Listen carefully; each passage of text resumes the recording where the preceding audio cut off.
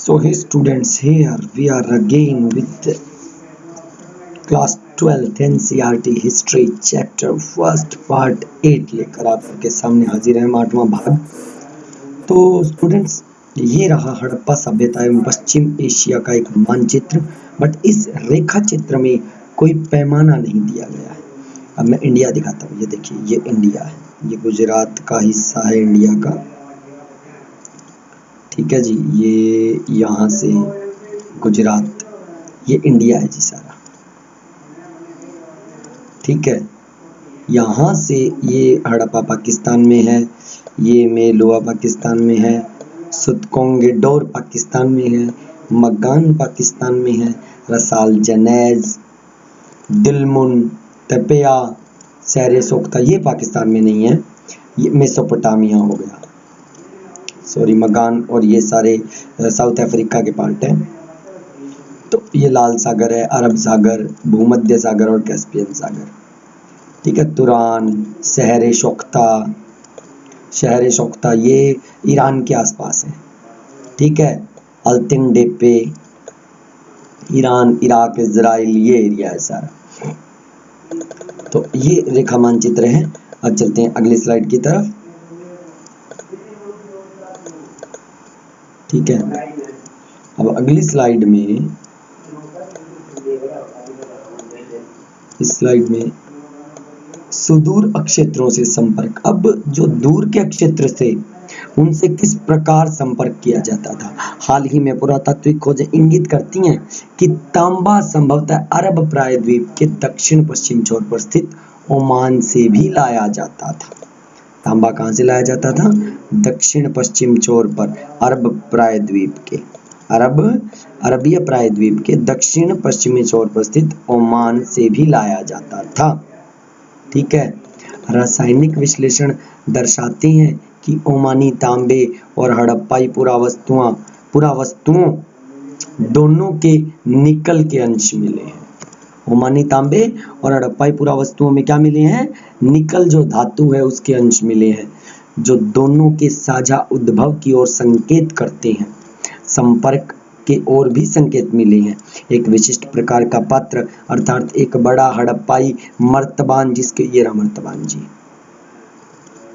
ठीक है। ये बड़ा हड़प्पाई मर्तबान है, ठीक है, जिसके ऊपर काली मिट्टी की एक मोटी परत चढ़ाई गई है। ओमानी स्थलों से मिला है।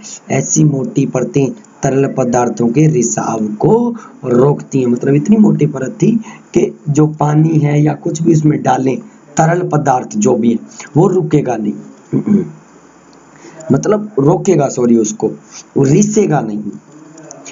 हमें यह नहीं पता कि इन पात्रों में क्या रखा जाता था। जो खोजबीन करते हैं वो बता रहे थे, पर यह संभव है कि हड़प्पा सभ्यता के लोग इनमें रखे सामान का ओमानी तांबे से क्या करते थे? विनिमय करते थे। विनिमय मतलब होता है एक्सचेंज,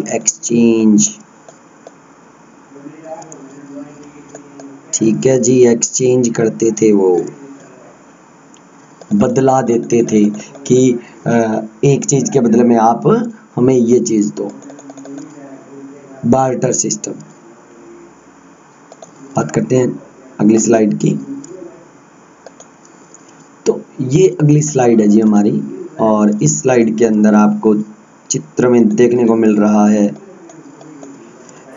1.18 चित्र में दिखाया गया है। यह मेसोपोटामिया की एक विशिष्ट बेलनाकार, क्या ये बेलनाकार मोहर है, ये रही, परंतु इस पर बना कुबड़दार विषभ का चित्र सिंधु क्षेत्र से लिया गया प्रतीत होता है, ठीक है जी। ये प्रतीत हुआ है क्या? ये जो कुबड़ है ये सिंधु क्षेत्र से लिया गया प्रतीत होता है, जबकि ये सील जो है वो ये मेसोपोटामिया की है, ओके जी। तो अब तीसरी सहस्त्राब्दी ईसा पूर्व में दिनांकित मेसोपोटामिया के लेखन, जो मगान जो है लेखों में संभवतः ओमान के लिए प्रयुक्त शब्द, जो मगान हमने वो जो पढ़ा था ना उसमें, ये देखिए, ये जो मगान है यहाँ पे, ये किसके लिए प्रयुक्त हुआ है? मगान जो क्षेत्र है वो ओमान के लिए प्रयुक्त हुआ था। नामक क्षेत्र तांबे के आगमन के संदर्भ मिले, वहां पे क्या मिला है? तांबा। यहाँ रोचक बात यह है कि मेसोपोटामिया के स्थलों से मिले तांबे में भी निकल के अंश मिले हैं। ठीक है, ओमान में भी तांबे में निकल के अंश मिले हैं और मेसोपोटामिया में भी तांबे में निकल के अंश मिले हैं। लंबी दूरी के संपर्कों की ओर संकेत करने वाली अन्य पुरातत्वीय खोजों में हड़प्पाई मोहरें, बाट, पासे और मनके शामिल हैं। इस संदर्भ में यह भी देखना महत्वपूर्ण है कि मेसोपोटामिया के लेख दिलमुन संभवतः बहरीन द्वीप, मगान तथा मेलुआ संभवतः हड़प्पाई क्षेत्र। दिलमुन कहाँ है? बहरीन द्वीप में है। मेलुआ कहाँ है? हड़प्पाई, जो हमने देखा है अभी। प्रबुद्ध शब्द नामक क्षेत्रों की जानकारी मिलती है। यह लेख मेलुआ से प्राप्त निम्नलिखित उत्पादों को उल्लेख करते हैं। अब उत्पाद वही कार्लेनियन, लाजवर्दमणि, तांबा, सोना तथा विविध प्रकार की लकड़ियां। मेलुआ के विषय में एक मेसोपोटामिया मिथक, अब एक कहावत है, मतलब मिथक ये है, मिथ जिसको बोलते हैं।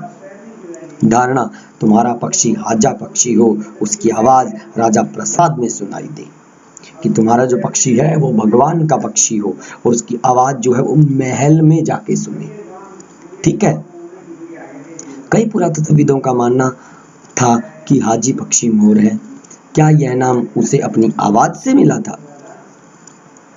ऐसा संभव है कि ओमान, बहरीन या मेसोपोटामिया से संपर्क समुद्री मार्ग से था। ओमान का मेसोपोटामिया के लेख मेलुआ को नाविकों का संदेश कहते हैं।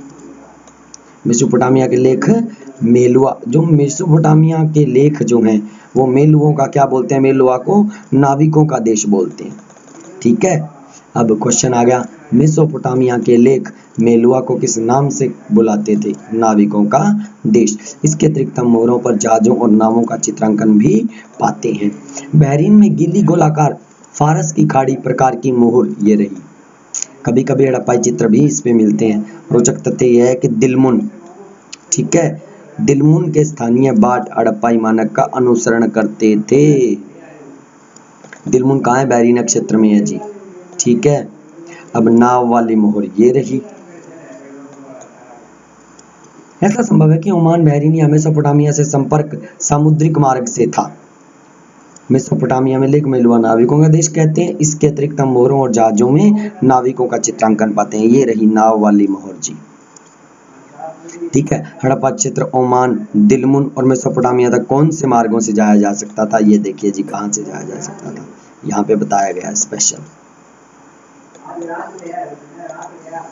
उसके बाद अगला पार्ट मोहरें, लिपि, बाट। मोहरें, लिपि, बाट के बारे में बात करेंगे। ठीक है, मोहरें और मुद्रांकन। मोहरों और मुद्रांकनों का प्रयोग लंबी दूरी की संपर्कों को सुविधाजनक बनाने के लिए होता था। कल्पना कीजिए कि सामान से भरा एक थैला एक स्थान से दूसरे स्थान तक भेजा गया।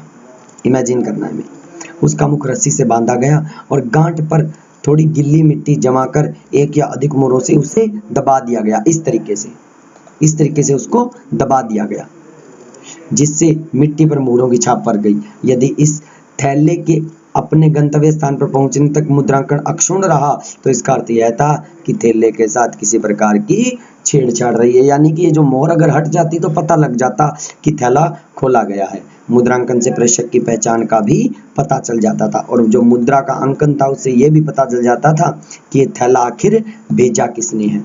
एक रहस्यमय लिपि की बात हो रही है यहाँ पे। रहस्यमय लिपि जो है सामान्यतः हड़प्पाई मोहरों पर एक पंक्ति में कुछ लिखा है जो संभवतः मालिक के नाम एवं पदवी को दर्शाता है।